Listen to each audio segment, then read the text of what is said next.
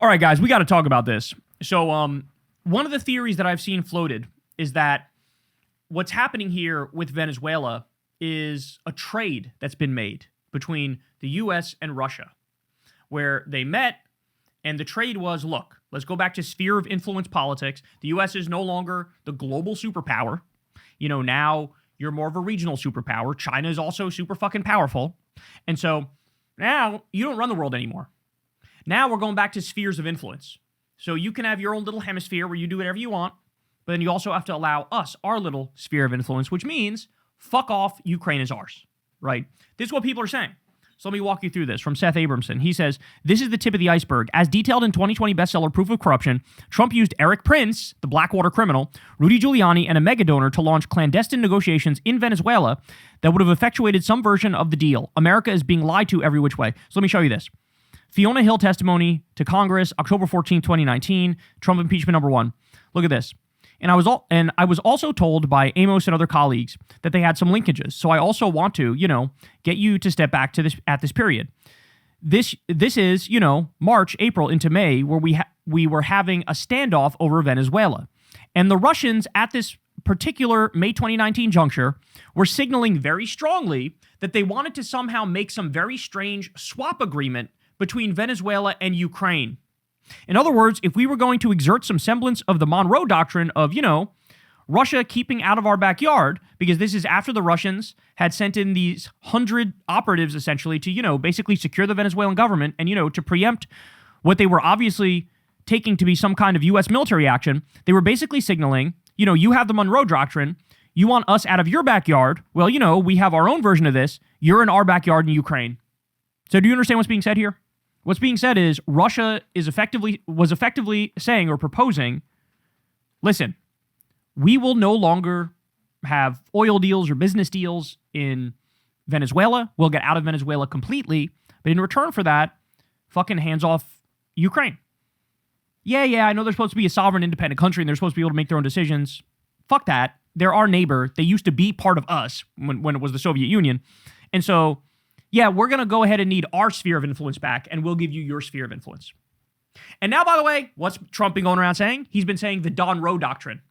He's saying we're reviving the Monroe Doctrine. Now it's the Don Roe Doctrine, which is why he's also threatening Greenland and Panama and Cuba and Colombia. And by the way, remember, Elon Musk's Nazi grandfather was part of what was called the technocracy movement in the 1930s, and that was a movement in the U.S. to scrap democracy and usher in fascism, where you basically have corporate CEOs who divvy up the U.S. and run the entire thing. So democracy's gone. You have no more rights. There's CEO boss men that control little fiefdoms. And under this movement, it would expand the territory of the U.S. to include Venezuela, Cuba. It would include Greenland, Mexico. And these are all places Trump is threatening. So all of his shit about being anti-war, he never fucking meant it. He was never a non-interventionist. He was always a paleoconservative. So he's totally fine with wars and he wants wars, but he just wants them with our neighbors to subjugate and oppress and exploit and extort our neighbors and steal all their natural resources and take away their rights. And so what we're seeing here is the Russians were like, make a trade. We'll get out of Venezuela. No more deals with Venezuela. You get out of Ukraine. That's now ours. Holy fucking shit. Holy shit. Could I see this? Abso-fucking-lutely I could see this. But then remember, even by this ideology, Trump's violated it. Why? Because he bombed Iran. He's bombed a bunch of countries in the Middle East. So and that's because of the Israel lobby, because of Netanyahu, because he also is just a total fucking warmonger. But this is a deal that was allegedly on the table. Seth Abramson says, what the New York Times bestselling Proof series has shown across 2,500 pages and over 15,000 reliable major media citations from around the world is that what we think of as many different scandals is one scandal. The Trump-Russia scandal, Ukraine, Israel, Kingdom of Saudi Arabia, Venezuela, even Epstein. The Trump-Russia scandal as a research topic is so vast, it covers so many continents, decades, and scandals in various nations that we can analogize being a scholar of it to being a scholar of the Cold War or the Gilded Age. We keep speaking of trees without seeing the forest. By the by the time he first visited Moscow in the mid-1980s, Donald Trump was a classic fail son. He was destined to end up penniless. So he sold out to the Russians in a deal whose central promise was that he could have a successful life if he simply betrayed his country, so he did. While it's most appropriate to think of Trump as an asset rather than an agent, a real distinction, the end result is the same.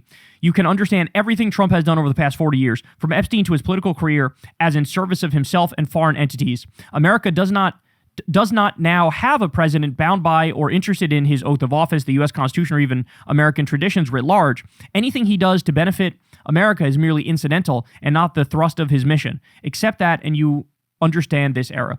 Yeah, the problem is he's literally not doing anything that benefits this country. Literally not a single thing. And he, without a doubt, is owned by the Epstein class. He's owned by the billionaires. He's owned by the military-industrial complex. He's owned by the Israel lobby. Without a doubt, his greed and narcissism and corruption is the thing that steers him.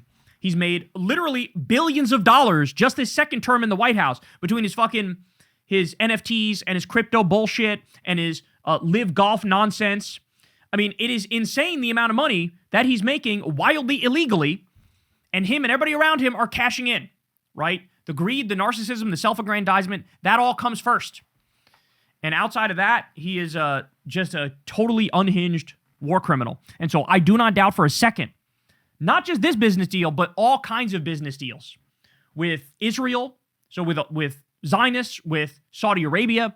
I'm sure there's one version or another of this kind of a deal with all sorts of people, right? Including, what was it? I think it was like Malaysia or Thailand. There was the head of some country at this international event where they were caught on a hot mic talking business with Trump, saying like, oh, that location's not any good. I'm going to find you a new location. They were talking about business. Again, all that's supposed to be illegal. When you're president of the U.S., it violates the Emoluments Clause to do business with other governments. Because now you're not going to represent the American people. You're going to represent these other governments because you're in business with them and you make money off them. I mean, we've seen, he literally has a deal. He has like a $1.5 billion resort, which is brand new in fucking Vietnam. Right? He's got a $500 million one in Oman. Like, the list goes on. And so this is what he's doing. He is betraying the United States of America, violating the Emoluments Clause, selling out day after day. And it is very possible that this secret conversation and this secret deal was made. Because the way he's acting, it certainly explains it perfectly. Hey, y'all, do me a favor and like and subscribe. It helps out big time in the algorithm. Click the bell as well for notifications when videos drop. And watch that video on screen right now. You know you want to.